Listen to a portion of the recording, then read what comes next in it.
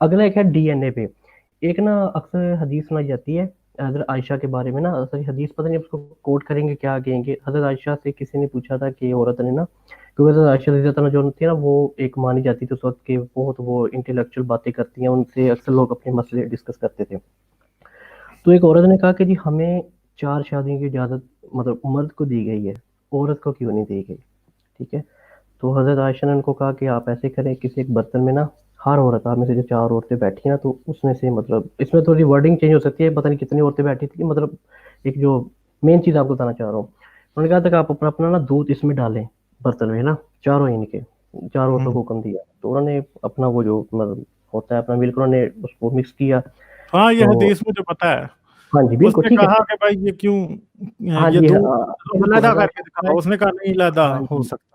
नहीं रहता। अच्छा अगर हम इसी चीज को देखें, रात में मेरी एक दोस्त से बात हो रही थी, उसने वो पहले तो मान गया मेरी बात, बाद में कहता अच्छा मैं आपको मजीद पता करके बताऊंगा। अब आज के अगर वक्त में बात करें उस चीज को लेकर, आज जो डीएनए आ गया है।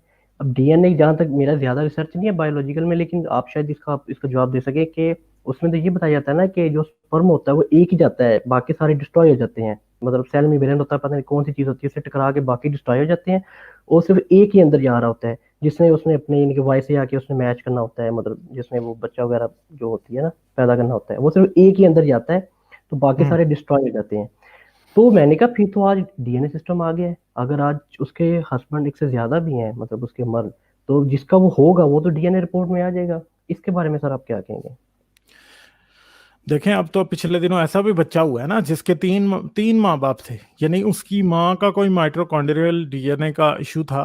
तो उन्होंने जी क्या किया कि जी उसको माइटोकॉन्ड्रिया जो था वो किसी और औरत से लिया, और वो 3 लोगों से एक बच्चा पैदा हुआ। ठीक है। जी तो जी मसला तो ये है कि अब तो जेनेटिक इंजीनियरिंग से तो ये भी हो सकता है कि आपके जीन्स काट के किसी और, वो स्पर्म ही ऐसा बन जाए कि वो किसी 2 बंदों का मिलके बनाओ, बिल्कुल। 4 का 10 का भी मिलके बना हो सकता है ना। तो हम्म, इस बारे में तो कुछ नहीं है, अब डिजाइन भी कर सकते हैं आप कंप्यूटर पे। अब जैसे मैं आपको कह रहा हूँ क्वांटम कंप्यूटर से तो बिल्कुल डीएनए प्रोग्रामिंग भी पॉसिबल है। आगे बिल्कुल ठीक है। बिल्कुल है बिल्कुल है। तो ये अब पता नहीं क्वांटम कंप्यूटर से अभी क्या क्या होगा, हम इस बारे में कुछ कह नहीं हम्म, सकते, क्योंकि बिल्कुल ही इस बारे में हमें तो हम्म। आइडिया नहीं है कि मतलब इससे कि किस इसका लेवल सर पे। मकसद, बात करने का मकसद ही जब इस तरह की चीजें डिस्कस की जाती है ना मतलब दो लोगों से, वो फिर वो कुरान कहते की हैं भी यार कि आयत है आप ना। ना, जी फिर वो कहते हैं यार आप ना मतलब आज की टेक्नोलॉजी के उससे चैलेंज कर रहे हो। मैंने बोला यार चैलेंज नहीं कर रहा मैं, इस चीज का ये नहीं कह रहा कि आप लोग गलत हो, मकसद एक चीज हमें बताई गई है। लेकिन अगर हम उस चीजों को उठा के कंपेयर करते हैं आज के वक्त में, तो बहुत सारी चीजें मतलब इंसान को पता लगी हैं। तो फिर वो कहते हैं फिर वही बात एक नहीं जी बस जो भी है बस चीज पे ही मान लो, मतलब एंड वाला उनके उनके पास हथियार यही होता है कि जैसे भी है बस आप इस चीज को छोड़ दो। अच्छा सॉरी, इसमें एक और बहुत आ रही है, मौलवी जो हजरात है ना, ये एक ही इनके पास मंतक होती है, एंड पे जब ये फंस जाते हैं ना, मैं देखा कब किसी जगह से हम निकल नहीं रहे, तो फिर कहते हैं यार देखो आपकी जो इंसानी शऊर है ना, अकल है, वो अभी इस चीज को नहीं समझ सकता, कुरान पाक को नहीं समझ सकता, आपको हाँ, आप ये तो बात कुरान है ना। पाक की एक आयत को नहीं समझ सकते, आप तो ये नहीं बता सकते कि अलिफ लाम मीम एक वर्ड बोलते हैं हाँ। उसका मतलब क्या है, उसकी भी इतनी मतलब ना चीजें निकाल के रख देंगे। मैंने बोला भाई अगर आपको समझ नहीं आ सकती तो फिर पढ़ते क्यों, छोड़ दो। नहीं नहीं पढ़ना चाहिए, स्वाब मिलता है, ये मतलब अजीब मत, चलो खैर वो तो एक बातें ज्यादा हो जाएंगे। अच्छा नहीं, वो अब इसके बाद एक अगर बात जो मैं रूहानी, आपको करने लगा था ना, जी वो ये थी कि कुरान की भी आयत है ना कि अल्लाह ने कहा था कि भाई माँ के पेट में क्या कोई बता देना। तो आज तो बता सकते हैं आप, आज तो आपको डॉक्टर बिल्कुल। पहले ही बता वो देते हैं तो लड़की है कि लड़का वो है। तो एक आम सी चीज है ना, मतलब वो ठीक अभी है। इस पे फिर उनके पास जवाब नहीं होता ना, फिर वो चुप कर जाते हैं। अच्छा सर अगर हम्म। स्पिरिचुअल की बात करें, जैसे हम होता है ना अक्सर हम हमारे पास जब कोई चीज आ जाती है, जैसे मैं भी एक मुस्लिम हूँ बेसिकली, फैमिली से तो मेरा ताल्लुक है। तो जब हमें अक्सर होता है जब हम कुछ चीज अचीव करते हैं ना, तो हम बड़ा खुश होते हैं अंदर एक, स्पिरिचुअली हमें एक बड़ा ना रूहानी जिसे हम कहते हैं, रूहानी का नाम देते हैं, खुशी होती है। फिर मतलब अगर हम शुक्र अदा करें किसी एक जात का कि जैसे मैं भी मुस्लिम हूँ सॉरी, तो मैं एक मतलब अल्लाह का नाम लूंगा कि अल्लाह तेरा शुक्र है। अच्छा सर अभी मैं बीइंग अ मुस्लिम ये आपसे बात कर रहा हूँ कि उस चीज में ना मुझे बड़ा एक सुकून मिलता है कि हाँ यार मैंने ये चीज अचीव कर ली, तो मैंने अल्लाह का ना अपने परवरदिगार का शुक्र अदा किया है, वो मुझे सुकून बड़ा मिलता है। ठीक है।